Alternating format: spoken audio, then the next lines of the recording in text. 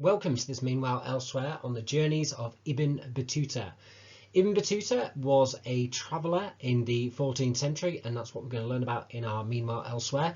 And he famously said, travelling leaves you speechless, then turns you into a storyteller. So in this Meanwhile Elsewhere, we're going to talk about Ibn Battuta. We're going to talk about the journeys that he went on. We're going to learn about how he travelled along the Silk Road. And we're going to learn about how he also links in with the story of the Black Death, which we are learning about at the moment. So the main historical concepts in this learning that we're going to be focusing on are the following. So we're going to talk about the Silk Roads, which is a network of trading routes that link to Europe, Asia, and into China. We're going to talk about the concept of trade, which is the buying and selling of goods between countries. We're going to talk about a Hajj, which is a pilgrimage, a religious journey that Muslims take to Mecca, which is a place in modern-day Saudi Arabia. We're going to talk about the Rihla, which refers to both a journey and a written account of that journey within Arabic literature. It translates literally as travel in the search of knowledge. And we're also going to talk about the key concept of an empire, which is when one country controls other countries. We've already learned about empires in our work so far, such as the Roman Empire. We've talked about the Angevin Empire as well. And then also in your studies, you will eventually learn about the British Empire, the Mughal Empire. We're going to talk a little bit about the Malian Empire today and Mansa Musa, and also the Mongol Empire. So they're all good examples of empires. So here's a focus on chronology, the 14th century world. We've been studying that from a British point of view. So just a reminder of the different monarchs that are there in England during this time. Edward I, who was known as the Hammer of the Scots. Edward II, who ruled from 1307 to 1327. Edward III, who ruled from 1327 to 1377, who was the King of England during the Black Death. And then Richard II, who ruled from 1377 to 1400. Now, some important events that are happening in England during this time. The Black Death arrived in England in 1348, arriving at a place which is now known as Weymouth. And the Peasants' Revolt took place in 1381 during the rule of King Richard II. In terms of the story of Ibn Battuta, we're going to find out about how he was born in the year 1304. He began his journeys in the year 1325 and he arrived back in Morocco. He would have encountered the Black Death on his return back from his travels, arrived back in Morocco in 1349. So we're going to start off just by looking at the idea of travel on the Silk Roads in the 13th and 14th century. So in the 13th century, the Mongol Empire advanced across Asia and Europe and conquered the city of Baghdad in 1258. Meanwhile, in England, King Edward I had planned an alliance actually with the Mongols to defeat the Muslims and recapture the Holy Land. But these plans never came into being because of an uprising from William Wallace over in Scotland, stopped that from happening. And we obviously learned about that in our lessons as a forerunner to the Battle of Byland. Mongol conquests improved communication between different parts of the world, from Europe in the west to China in the east. And Ibn Battuta travelled extensively, and he wrote of China that it was completely safe and a place where, quote, a man travels for 9 months alone with great wealth and has nothing to fear. So trade between continents during this time boomed, with much flowing to the great Malian Empire in Africa, thanks to the gold that was located in Africa at that time.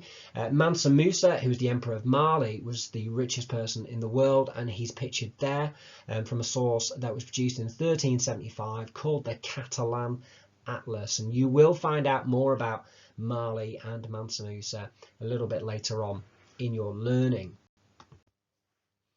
Now, we've already been learning about in class about the Silk Roads and the Black Death. We know that the travel on the Silk Roads, which was really lots of travel going along the Silk Roads between Europe, Asia and China in the 14th century, was brought to a sudden halt in the 1340s as plague spread like wildfire from the steppes of Central Asia into Europe, Iran and the Middle East and onto Egypt. And it killed millions. A third of the population of Europe died in less than 5 years. Tens of millions of people died across Asia. But we also found out that the Black Death had quite a surprising effect A reduced population led to a narrowing of the gap between rich and poor, wages increased, and people actually ended up spending more money. By 1400, the effects could be seen all the way along the Silk Roads in terms of more buildings being made, new temples, new trading posts, etc. So that was a surprising impact of the Black Death, and certainly something to bear in mind when we're thinking about what changes the Black Death brought about to both England and Europe at this time. So let's focus in on the journeys of Ibn Battuta. So Ibn Battuta was born in Morocco in Tangier in the year 1304, and you can see that just at the top of the map of Africa there on your map. And in his lifetime he produced a travel book called the Rihla. The formal title was A Masterpiece to Those Who Contemplate the Wonders of Cities and the Marvels of Travelling.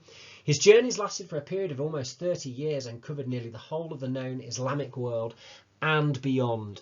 So a prolific traveller, Ibn Battuta, and a really important source of information for what the world was like in the 14th century. So Ibn Battuta actually travelled more than any other explorer in pre-modern history. Historians estimate that he travelled around about 73,000 miles, which is 117,000 kilometres. Ibn Battuta's family were from a Berber background and had a tradition of serving as qadis, which are Islamic judges. Now, Ibn Battuta performed Hajj, Islamic pilgrimage, at the age of 21 and braved the harsh conditions of the Arabian desert en route to Mecca. Ibn Battuta returned to Mecca for a second Hajj in 1332. Now, pilgrims typically visited and studied under scholars while travelling to their destination when they were going on pilgrimage. And Ibn Battuta was no exception. He studied Islamic law in Egypt and he served as a judge in India as well. Now, after leaving Mecca, Ibn Battuta travelled extensively, visiting lots and lots of different places such as Persia, Iraq, Azerbaijan, Yemen, and the Horn of Africa as well. He also visited Mogadishu and explored the coast of Kenya and Tanzania and beyond. So he travelled extensively through the Islamic world, into Africa, and then across Asia, into India and into China as well. So a really prolific traveller Ibn Battuta was. Now, Ibn Battuta's travels were filled with peril and danger. He survived once a robbery in India, a shipwreck in Calicut, showed tremendous bravery and resilience throughout his travels. He also travelled to China, which was the edge of the known world at this time. So this is a time period before they discovered America and discovered Australia, New Zealand, and that part of the world as well. So when he got to China, he eventually turned around and he began journeying home. Now, he encountered the Mongol Empire at this time, which had huge amounts of lands across Asia during this time. So there's an artistic interpretation of Ibn Battuta meeting the Mongols. Now, on the return home, Ibn Battuta began his long journey home in 1346, and his new danger to contend with was, of course, the Black Death. As Ibn Battuta rode through Syria, the terrible disease was descending upon the world, as we found out in our inquiry, so it's worth thinking about as the Black Death was spreading from China across Asia and into Europe. Ibn Battuta was making this journey. He could easily have fallen foul of the Black Death and got that disease, but he didn't. And this was the Black Death, the bubonic plague that he encountered. He first tried to outrun it, but each city he reached, he found in the middle of a terrible outbreak. And we're going to read this really vivid description of the Black Death in Damascus. There's a little arrow pointing to Damascus in Syria. In Damascus, the death toll was around about 2,000 people a day when Ibn Battuta arrived there. The business of the city had come to a halt. The people had begged God for the plague to stop, and this is his description that he wrote about.